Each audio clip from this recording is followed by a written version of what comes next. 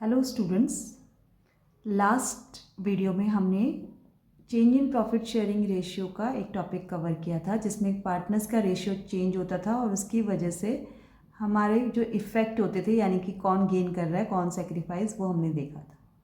Next topic आता है हमारा रिवैल्यूएशन अकाउंट। बहुत इंपॉर्टेंट टॉपिक है ये, क्योंकि ये केवल इस चैप्टर में नहीं काम आएगा, आपको आगे आने वाले 2 चैप्टर्स में और काम आएगा। चेंज इन रेशियो से स्टार्ट होता है ये, फिर एडमिशन ऑफ अ पार्टनर में भी जाता है और retirement and death of a partner में भी सेम प्रोसीजर होता है इसका बनाने का।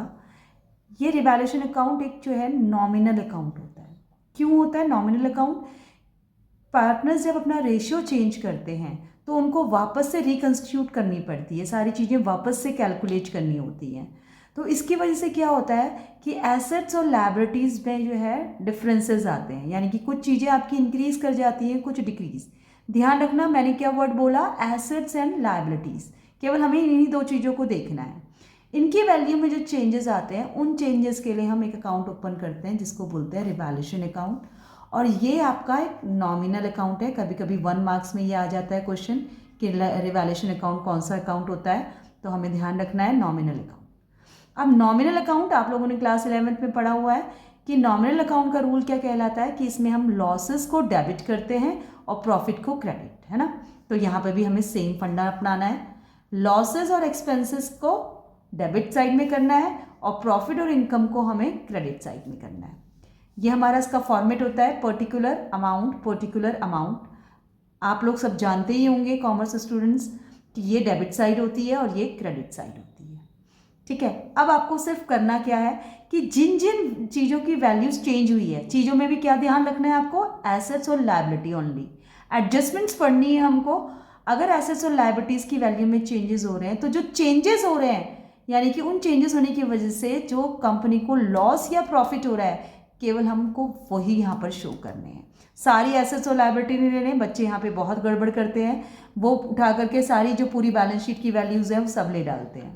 ये नहीं करना है, आपको एडजस्टमेंट्स पढ़नी है और एडजस्टमेंट्स पढ़कर देखना है कि अगर एसेट्स की वैल्यू डिक्रीज़ हो रही है, क्योंकि एसेट्स हमारी प्रॉपर्टी होती है, प्रॉपर्टी की वैल्यू डिक्रीज़ हो रही है तो लॉस हो रहा है, इसलिए वो डेबिट साइड में आएगा। इसी तरीके से अगर कंपनी की लायबिलिटीज़ बढ़ रही है, यानी कि पहले कम पे करना था अब ज़्यादा पे करना पड़ रहा है, तो वो भी कंपनी के लिए लॉस है। अब आते हैं अनरिकॉर्डेड लायबिलिटी। अनरिकॉर्डेड लायबिलिटी क्या होती है?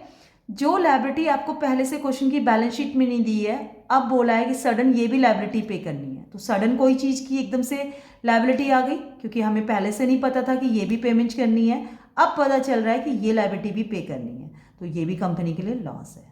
तो ध्यान रखना है कि जो भी चेंजेस हो रहे हैं सिर्फ वो चेंजेस लेने हैं यहाँ पर। और इसके जस्ट अपोजिट यानी कि डिक्रीज एसेट्स हमारा डेबिट में गया तो इंक्रीज एसेट्स हमारा क्रेडिट में जाएगा, क्योंकि एसेट्स की वैल्यू अगर बढ़ रही है तो कंपनी को प्रॉफिट होगा। लायबिलिटीज डिक्रीज हो रही है यानी कि अब आपको कम पेमेंट करनी है तो वो भी कंपनी के लिए प्रॉफिट है, तो वो भी क्रेडिट में आएगा। और अनरिकॉर्डेड एसेट्स बिल्कुल इसी की तरह है, लायबिलिटी की तरह। जैसे एसेट्स आपको पहले से बैलेंस शीट में गिवन नहीं है और नीचे आपको बाद में पता चल रहा है, यानी कि आपकी एडजस्टमेंट में दिया है कि ये भी आपकी एक प्रॉपर्टी है, तो सडन आपको पता चल रहा है तो ये भी प्रॉफिट है। ठीक है, तो केवल हमें एसेट्स और लायबिलिटीज़ का ध्यान रखना है। अगर आपको इस तरीके से याद नहीं हो रहा तो ध्यान ऐसे रख सकते हैं कि डिक्रीज एसेट्स यहाँ पर डेबिट साइड में आ रहा है और इसके अपोजिट इंक्रीज लायबिलिटी हमारा डेबिट में आ रहा है, यानी कि डिक्रीज एसेट्स और इंक्रीज लायबिलिटी ये डेबिट में है और इसके जस्ट अपोजिट क्रेडिट में, यानी कि इंक्रीज एसेट्स और डिक्रीज लायबिलिटी हमारा क्रेडिट साइड में जाएगा। अब हम डिफरेंसेस निकाल लेंगे, इसकी टोटलिंग से इसकी टोटलिंग को माइनस करेंगे। डिफरेंस यहाँ आता है डेबिट साइड में तो वो प्रॉफिट है, और डिफरेंस अगर क्रेडिट साइड में आता है तो लॉस है। अब यहाँ पर एक चीज़ का और ध्यान रखना कि ये जो प्रॉफिट और लॉस है, अगर क्वेश्चन में ये बोला है कि रिवैल्यूएशन में जो चेंजेस हैं वो लेने हैं तो हम इसको ओल्ड रेशियो में डिस्ट्रीब्यूट करते हैं,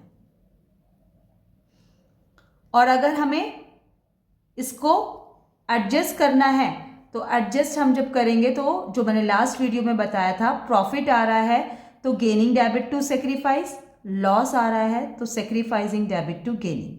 और अगर हम डिस्ट्रीब्यूट कर रहे हैं तो हमेशा ये ध्यान रखना कि ये ओल्ड रेशियो में ही डिस्ट्रीब्यूट होगा।